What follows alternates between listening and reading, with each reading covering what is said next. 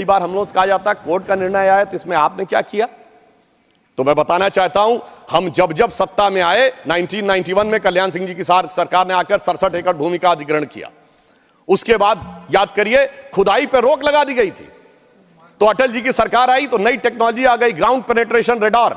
तो radar mapping की गई और वो कोर्ट में प्रस्तुत कर दी गई। मतलब ऑपरेशन पे रोक थी, अल्ट्रासाउंड पे तो नहीं थी ना।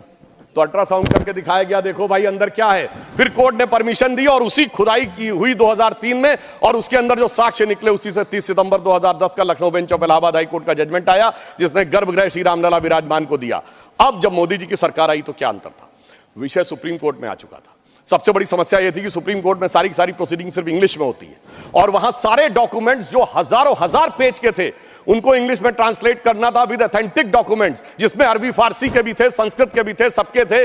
तो हमारी सरकार में आने के बाद अगर 60 साल उसमें लगे थे, हो सकता 50 साल इसमें भी लग जाते, क्योंकि बहुत से लोग वकील का चोला ओढ़कर खड़े होकर ये भी कहते थे फलां साल के पीछे ले जाइए इस जजमेंट को। मगर मोदी जी की सरकार ने आने के बाद 24/7 लगाकर सारे के सारे जो डॉक्यूमेंट्स थे उनका केवल 2-3 वर्षों में ट्रांसलेशन किया, और उसके बाद जाके कोर्ट में अर्जी लगाई कि डे टू डे हियरिंग होनी चाहिए।